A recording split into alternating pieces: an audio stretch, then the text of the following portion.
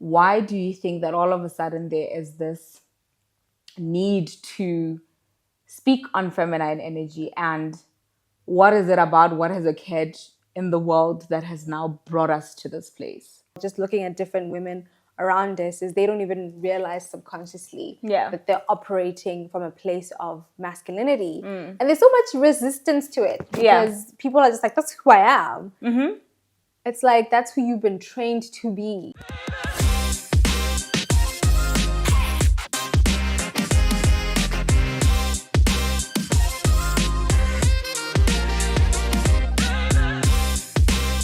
The sapiosexual platter.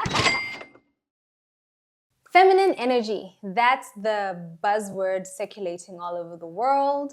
The theory is that women have been operating in their masculine for so long and they should now start embracing their feminine energy. If you look at Instagram and if you look at Facebook and social media, it's just all about women stepping into their feminine energy, getting into their feminine energy. And today, on this episode, we'll be discussing how to cultivate feminine energy. My name is Shatani Samalakai. And I am Belsa Abo Ame. And you are watching The Sapiosexual Platter. Goddess, how are you? I'm good, goddess. You look like you're in your feminine energy. I really deeply am, and you look like a goddess. You are a goddess. Thank you. Yeah. Thank you very much. Namaste. Yeah. What's the state of femininity and feminine energy in the world? I think the state of femininity in the world is one that is in terms of the position of the world in relation to it, in the dark, kind of, and the light is slowly shining through. Because I think when people explore feminine energy a lot, and of reason it's the trend, they look at it in terms of feminine energy in relation to just women. Yeah. They don't look at it in the holistic nature of it, that even men have feminine energy in them. So if you're a man watching this and you think this is an episode for women, oh, they're talking about feminine energy, it's only applicable to women, watch as well, because you may learn a thing or two here. We're not in denial that femininity is often biased towards females because they're feminine in nature by default. So we are aware of that fact. However, in the developing understanding of spirituality, the mind, it has become a concept and a conversation of late. And I think it's also just important to, now to answer your question, to look at the state of feminine energy in terms of understanding. How can we improve our understanding of what feminine energy is, and how does it also cultivate actualization in us? Yeah, the state of it is where it's in the dark and it just needs a bit of enlightenment. Yeah. I like the point you make about, I don't know if you call it genderizing feminine energy versus, that feminine energy is for women or females or people who identify, in the feminine. Yeah. And masculine energy is for men. And therefore that each is supposed to be embodied by whoever carries that gender. And I like the distinction you make to say it's really an energy and everybody possesses it. And all beings, I suppose, possess an element of masculine energy and an element of feminine energy. Yes. And so, yeah, I can imagine, like, my guy friends who are very proud about embodying a masculine essence about them, listening to this and going, you want me to cultivate feminine energy? Yes, Bob. You actually possess feminine energy, and understanding that can be the difference between whether you actually, improve or really make it in life. And so, yeah, so let's actually define what is feminine energy, what is masculine energy. I think for me, in looking at feminine energy and masculine energy, I would say it's opposite ends of a spectrum. It's a flip side of the same coin. It's a polarity. And when you look at even all the topics that we've been talking about on the sapiosexual pattern, what has been the theme in all episodes, is that polarity, making sure that with every conversation we explore the good, the bad, the light, the dark, the masculine, the feminine. So when you have two halves, and I think in Eastern cultures they'll call it the yin yang. So when you look at the yin yang, it's also often depicted in black and white, light and dark. And now when you look at masculinity and femininity, you can understand it possibly through the traits and just the description of what they evoke in creation. So with feminine energy, it's often like the energy of creativity. When you look at the bias of women with femininity, it's because women are able to create or form a human and within their bodies and nurture it. So that's the seed of depth of creativity within a woman. So even with feminine energy, it's a lot of creativity. It's considered to be a very dark energy because from darkness there's a lot of creativity because darkness allows light to shine. And feminine energy is highly intuitive, very feelsy based, you know. Sometimes we rely on our five senses to interpret the environment to us. But when you tap into your femininity, you're able to just be in a space and feel it and be able to intuit information from that space without using the five senses. So that will be feminine energy. Then masculine energy, it's a very action-based energy from what I understand. It's just about what are we doing, when are we doing it, very logical in its way, contrasting to the intuitive nature of feminine energy. And yeah, it's quite pragmatic and light energy, very light energy, action based energy. So that's what I understand about masculinity and femininity. How about yourself?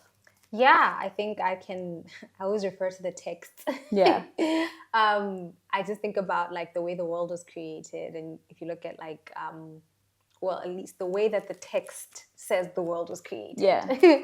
That, you know, in the beginning it was darkness and darkness was upon the face of the deep. And it's in that darkness that then the light came. Yeah. God said, let there be light. And, you know, there was creation in 7 days, and I think that was an embodiment or invocation of the feminine. From the darkness there was creativity and, you know, life, as it were, sprung into being. And then the masculine is every single time you see, like, you know, floods, anger, David kills Goliath, whatever, you know, like all that strong assertion, aggression, passion, you know, physically building, fighting, that is the embodiment of the masculine. So yeah, I think it's across different practices and religions, I think the understanding is the same. Yeah. So like, obviously we're talking about feminine energy today. Why? And that means that we're also joining in on the trend of different people that have been talking about it. Why do you think that all of a sudden there is this need to speak on feminine energy, and what is it about what has occurred in the world that has now brought us to this place?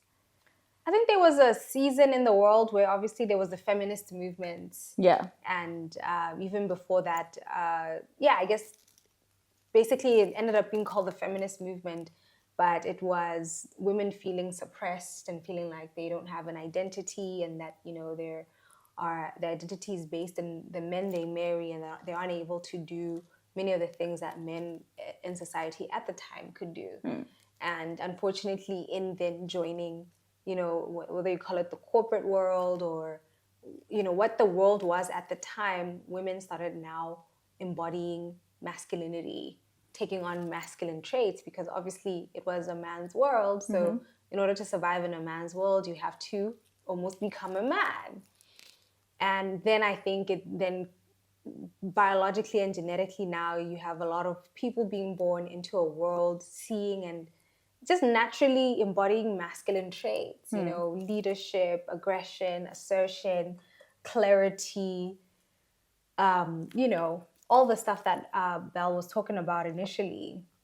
And women obviously being very unhappy because it created an imbalance where you're like, I can't function like this, you know. And I can even remember at my previous firm, I used to feel like that, where I couldn't understand. Initially, I sought to be like it, you know, where you're like, okay, challenge yourself, you know, you're tired, but go on, you know, like, wow, this is amazing. You reach this target 24/7, 12 months a year. And then there's a time when it just like dawned on me, like, I can't do that. I'm a girl. And like when I'm on my period, for example, I am exhausted. Like I have literal blurs in my brain. Like there's just so much that I can't explain that only becomes clear once the period is done. You're like, oh yeah, why was I pushing myself again? And then I just started to see the ridiculousness and the absurdity of trying to compete equally in that way, because biologically we're so different. I definitely had my strengths, but I couldn't compete in that way and think that I would emerge successful. So I would imagine that the female or woman experience around the world with respect to work is similar, where there's just this realization that we can't do it the way men do it. And therefore, but it's not as easy. You know, you think like, okay, fine, I'll just start doing it like a woman. And then you realize, no, there are traits that are now that you've embodied over time. Because of all the books you've been reading about how to be successful, there actually are books on masculine energy. Technically, that's what they should be saying. Books that are more masculine in the nature of how they approach and the journey nature to of success. The journey to success. So yes, be like a man, wake up at this time every single day, and it's just like, great, but I can't if I do it like that. So yeah, you have all that now. That's how you've been programmed. And you're like, oh, I can't just switch. And even when I switch, I feel guilty and I feel bad, you know? And so then, somebody said, it's time for you to start being in your feminine. And I think that's when the feminine craze started, you know. I think that's how it came about in a nutshell. My oversimplified explanation, but I think this is why we find ourselves in the position that we are in. For those who are just listening to audio, when you hear the rattle and the metals, possibly if you hear that, it's just the nature of a goddess, you know. A goddess adorns themselves, so it's just the tiniest earrings going in the movement of things. Sorry, guys. A goddess doesn't apologize. Thank you for understanding. I love it. It's quite interesting what you're saying, because when you were saying it, I was wondering, okay, women have been in this corporate world and quite masculine in their nature. So that means that they don't satisfy the base minimum of femininity that they should in their body in order for them to be hormonally balanced. That's what I understood from what you said. And so long term of that, you have a woman who is deeply stressed, high cortisol, that depletes certain things in women as well. And we find ourselves just in the negatives. And it's like, okay, now to get to a point of just health, you have to literally pour into your cup, but in relation to femininity, so that you balance the scale that has been deeply tilted into the masculine.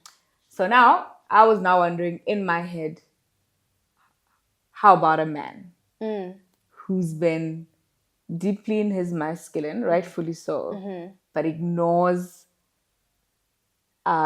feminine traits that may assist him in his journey? What would you say to that man, and what should be their approach? Because we've heard about the impact on women. What's the impact on men? I think, I mean, it's a maybe a bold assertion, but maybe in the context of Botswana, I would look at like GBV Yeah.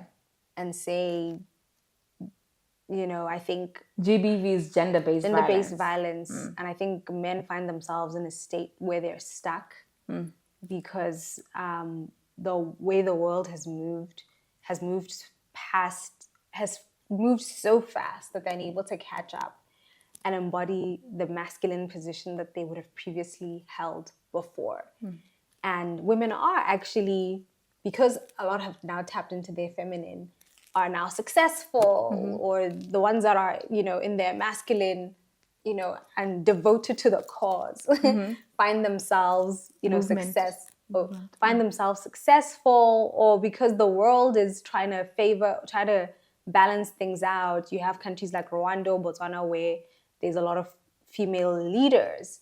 And so I think the masculine presence is almost threatened in a way.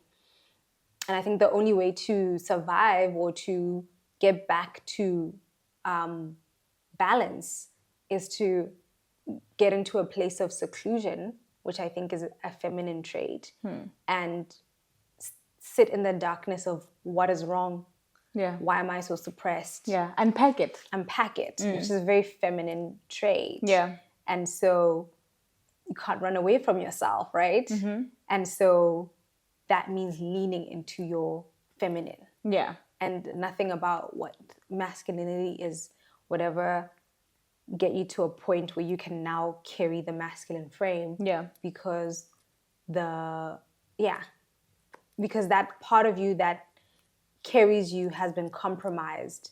Confidence, ego, certainty, because male energy is certain. And that's why you're able to lead, because you know what's happening. So you can direct a family, you can direct an organization and say, this is the direction we're going. And if you can't do that, then that is compromised. And then, that leads to anger, violence, confusion, addiction, excessivity that we see with porn and all this stuff. I think it's because the masculine frame is so much under threat. And so I think now more than ever, it's actually so important for men to lean into their feminine in order to replenish. Yeah. No, I love the last point that you made, because when you look at just self-care is nurturing yourself so that you could be able to preserve yourself.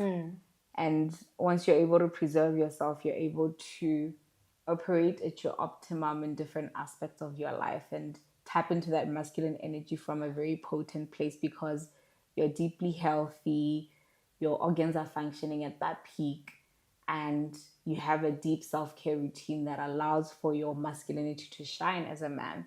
So self-care is a form of preservation, and I think having to really have an airtight self-care plan requires tapping into femininity. 100%. Because the feminine energy is very detailed about soaking in a bath, going for a massage, scrubbing oneself, meditating, doing Pilates, doing all the things that help the physicality keep at a place of strength and health. So I would say that for men, because a lot of men are not into their skincare, they don't care about the foods that they eat. By the time somebody's 40, 50, they've got diabetes, blood pressure, their knees are cracking. There's been a lot of, I think even in my own, just when I think about like my circle, heart attacks, strokes. Yeah. When I think about it, it's actually the men. Yeah. That are, victim. To that. And even what came to my mind now is that talking about how feminine energy is like very self-preservation based, and women, as we've said, have more feminine energy biased into them by virtue of being female. When you even look at the statistics of men going to hospital when they're sick versus women. Yes. Women, the moment they feel like when I feel a headache, just ask her. I'm just like, I can't. I gotta go to the hospital right now. Like bordering on a hypochondriac, but I'm better now. But there was a time where like just any little discomfort, I'm just like, Mom. Like, and men will just wait it out until it's like bad. Until it's like terrible, terrible, terrible. So I think men could learn that from women and femininity to say, when you feel something, check it out. If you're not willing to check it out, then put habits, systems in place that allow you to nurture your health.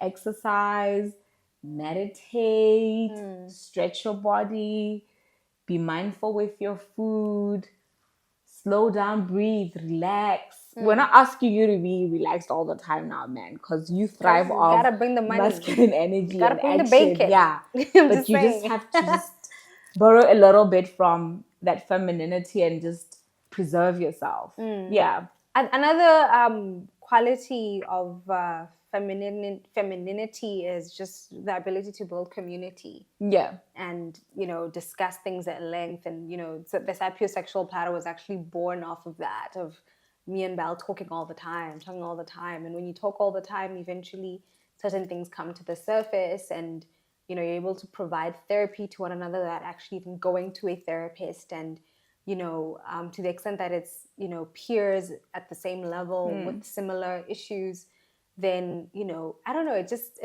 feel it's a bit more effective as well.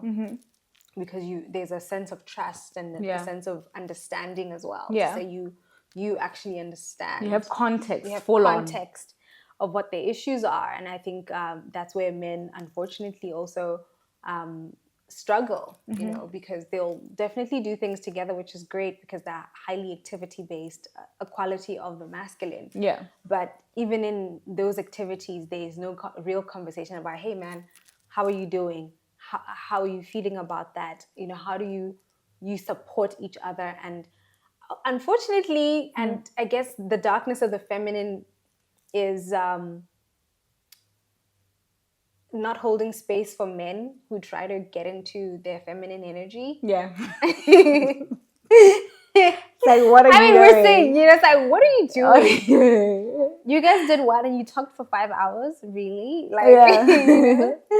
And women are also quite mean in our language, You go all over the place, the memes about men. I was watching, there's this guy on Instagram, Victor, like he has multiple characters, and then he was doing a song about like it was just a really funny skit. But anyway, like basically the woman was telling the man like, you're broke, and she did a whole rap song about it. And it's just like and that's what women do, is like when a man is down, instead of finding ways to support him, it's like, it's unacceptable that you're down, and I don't even want to hear about why you're down. Like, fix it, And I think that's where women, we can do better in helping men cultivate a sense of femininity and feel safe in exploring that.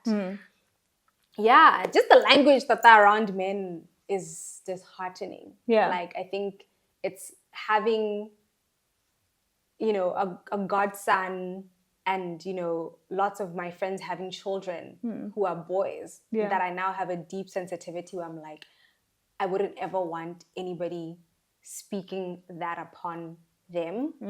And now I'm like, God forgive me for any time that I've ever uttered. Really, because I'm like, that's... I think about I think about the little boy, and I'm like, that's so unnecessary. Like, why are you being so mean? But it's the culture we find ourselves in, and that's why we're trying to change that, because for men to show up as the men that we want them to, they need for us to hold that space of safety. Yeah. As they heal and integrate that femininity. Wow. Yeah. I agree. So now let's get into it. Now that we've set a good foundation of just understanding and bringing ourselves from that dark place and creating the concept and expanding it to where we are now, what would be tip number one to cultivating feminine energy? Education. Yeah. You guys could have guessed that. You guys could, come on. They could have guessed that. Educate yourself on feminine energy. Really. Mm-hmm. We listen to she's based in Australia. Yeah. Her name is Margareta Nazarenko. Yeah. And I introduced Belle to her. I love Margareta, yeah. And she's been able to just help us both appreciate and understand, like, what is feminine energy? What does it look like? So yeah, educate yourself, because it's not enough, like I said, if you've been living so much in a masculine world, in your masculine, and our observation as well, just looking at different women around us, is they don't even realize subconsciously that they're operating from a place of masculinity. And there's so much resistance to it, because people are just like, that's who I am. Mm-hmm. It's like, that's who you've been trained to be. And if you realize, like, a change in your energy signature would solicit such a different response from people around you, you would just quickly tap into your feminine, you know? And we've been practicing that, where, like, you know, feminine energy's been so fun. Damsel in distress, and, you know, things that I would ordinarily jump and just do by myself. Now I just think, let me play. Oh my God, Bob. I can't. It's so hard. But are you saying a man should do that? To be like, oh, I should tell you. I mean, no. It's so hard. I don't know, Bob. What I'm saying is, when I act like a damsel in distress, Bob comes to the rescue. Yeah. You know what I mean? As opposed to me telling Bob to just do something. Yeah. There's a resistance. So from a feminine perspective, I've found education very valuable, and obviously just practicing it. How does it look like for men? I don't know. I think I watched Trevor Noah talk about it. Although he's never really gotten into steps. I think he just shares, like, what he does, where he forces his friends to talk about their feelings. And he goes, hey, man, hey, bro, how are you really doing? Yeah. And they've, over time, come to warm up to it. Yeah. But it wasn't Trevor Noah. It was Trevor Noah's friend who, every after tours, used to sit and ask them questions, or after a show or something. There was a question he would ask. Then it became the culture in that group. Oh, cool. Yeah. So I don't know what the genesis was, but I think I heard him talk about it. So I would think it's a challenge for men. Yeah. But yeah, I mean, I'm also, because I love to teach, I guess now this conversation has sparked that train of thought in me to say, oh, would you teach a man to cultivate feminine energy? Because it obviously would present different with a man. And by no means don't act like a damsel in distress around me. I don't know what I'd do. I feel like that would just be so unattractive, just saying that out, like, you know, like, I can't imagine that it looks great to any other woman, because it evokes the mother in her. Yeah. And the woman who's aware that you're doing that is just like, okay, what are you doing? If you need a mom, go to your mom. I'm not your mother. Yeah. I think once you are then done educating yourself, you then move on to practice, and a deep practice of evoking feminine energy. Point number 2 is activate self-care on steroids. Literally just plunge in. We've spent 30 years of our lives eating rubbish food, not exercising, possibly 40 years, 50 years. Tato, you know what you do. And being aware of those habits, you have to literally just be like, okay, if I've spent 20 years compounding illnesses or ill health, then bad habits, let me just plunge in and increase the time I spend in habits that cultivate preservation, habits that cultivate health, habits that cultivate organization, habits that cultivate cleanliness and orderliness. Because then the more you plunge into self-care, the more you're able to just evoke that deep femininity from a healthy place that's also neutral and not biased towards a gender. It's just take care of yourself so that you're able to just function at your optimum health, mind, spirit, the trio. And once you activate that deep self-care and increase it, I think you would be so much closer to the depth of actualization that you want, and creating a very conducive environment for the machine that is your body to go after those dreams that you have. Beautiful. Yeah. Then I don't even know if there's any more to that. Really? Yeah. You don't have 3 steps for them? I don't know. Practice. But you already said practice. Community. Yeah. Maybe. Yeah. I would say community. Remember, you are the sum total of the 5 people that you spend the most time with. And so if you don't surround yourself with people who have similar goals and aspirations and values, then unfortunately you can only go so far in completely embodying that feminine energy so that it can get you to a place of actualization. So definitely building community around with people who possess similar values. Yeah. And then I'll say point number 4, it'll just be to slow down a bit, relax, drop your shoulders, stretch, release the tension, breathe. Relaxing is a very important feminine trait because the reason why masculine energy enjoys feminine energy is because of how it's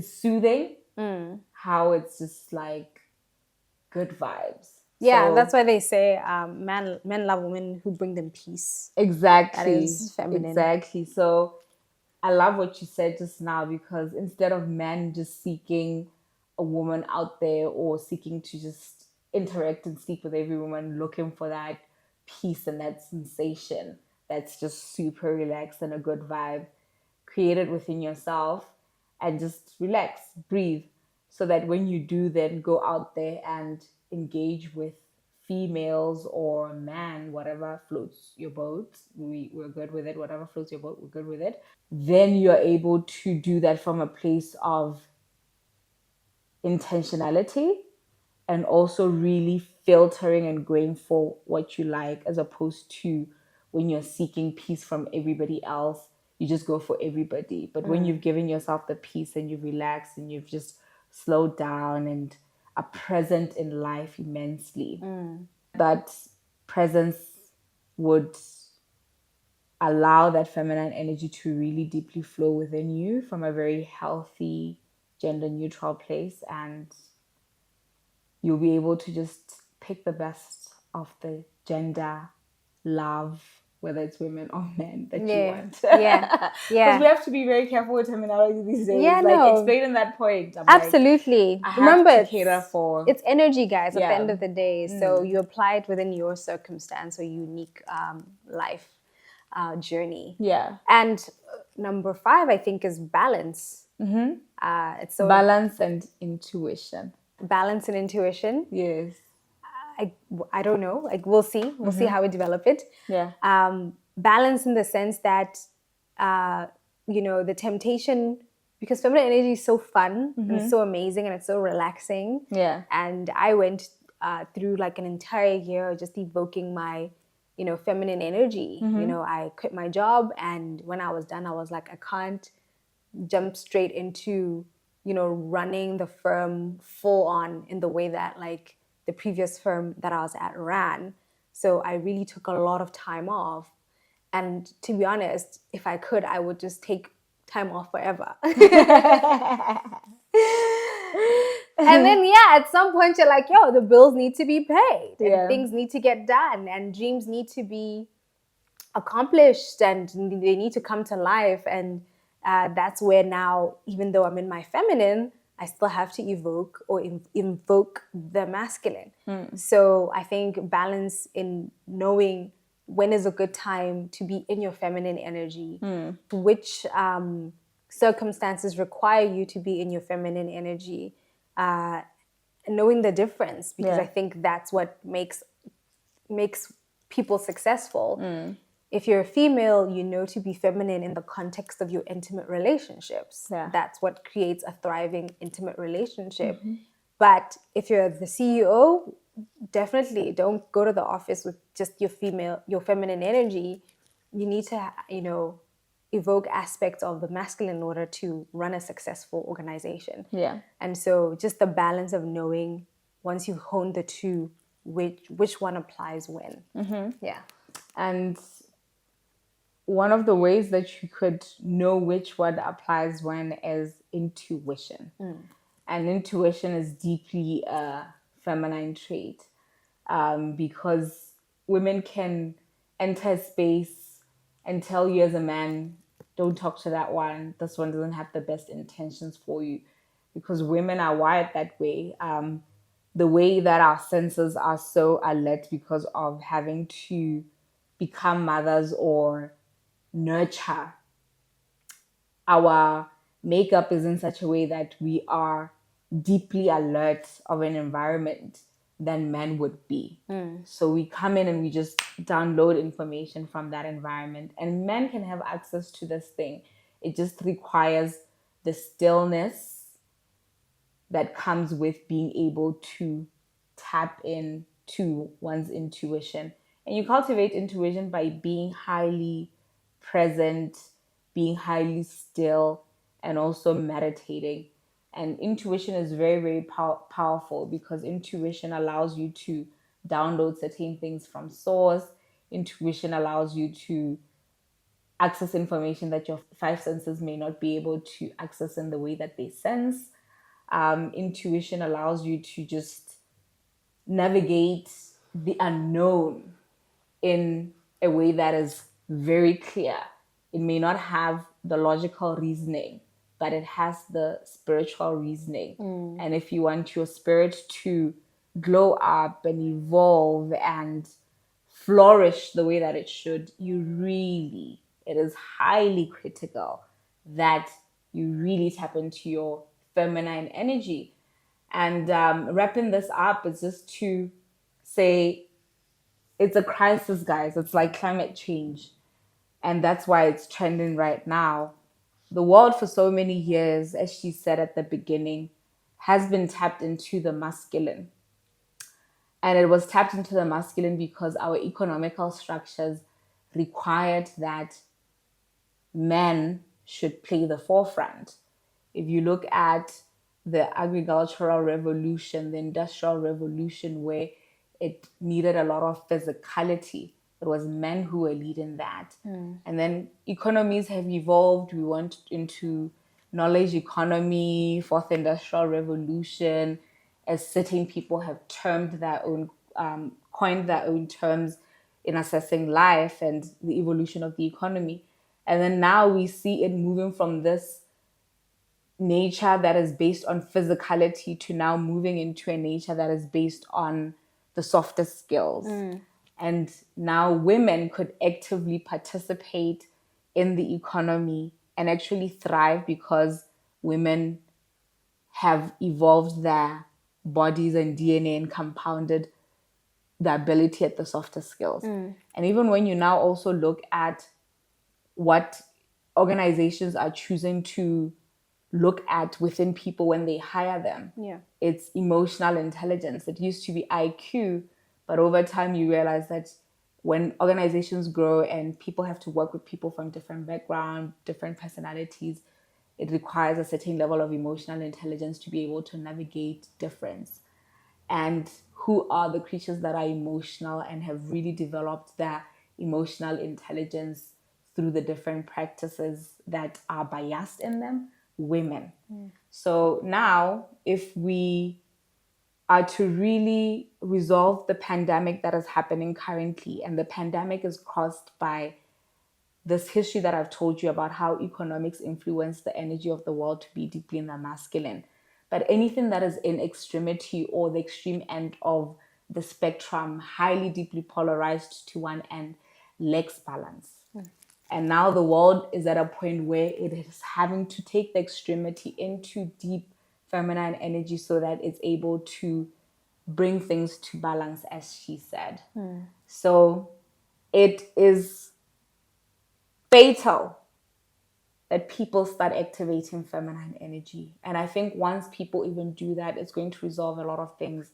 Things like climate change, things like outbreaks of disease. Guys, I'm very serious. Energy doesn't lie. So let's just get the energy right and the energy balanced by activating feminine energy and employing these different principles that we've shared with you today. For sure. And then in the context of Africa, I think now more than ever, as she said, it's quite critical that we start evoking or invoking feminine energy, because part of the reason why we've been unable to really succeed as a continent is that there's so much reliance on other cultures that have deeply embraced their femininity in the sense of creation and innovation. So the Silicon Valley is one can now argue with this understanding is that is actually a construct of feminine energy to create incubation hub where technology and everything that is required to place them as a superpower in the world. Yeah. So countries like America, like Russia, like China, they understand that very well. And that's actually a function of the feminine. And in Africa, in order for us to preserve and in order for us to, assert, in order for us to create, we need to tap into the feminine. And I guess that's why the music industry is thriving. It's a construct of creativity, which has now taken over the world in terms of Afrobeats and Amapiano.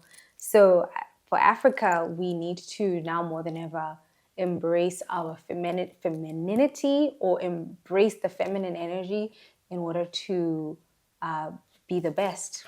So yeah, there you have it, guys. I hope you found that intellectually stimulating. I'm sure they did. Goes without saying. And we're excited to hear about your journey to embracing and evoking feminine energy. So yeah, Happy Women's Month. And happy Women's Women's Month. Month. Happy International Women's Month. Yeah. To all the women all over the world, we love you and we want to see you thrive. Yeah. Yeah. Yeah. My name is Chatani Somalakai. And I am Belsa Awa Ame. You've been watching the Sapiosexual Platter.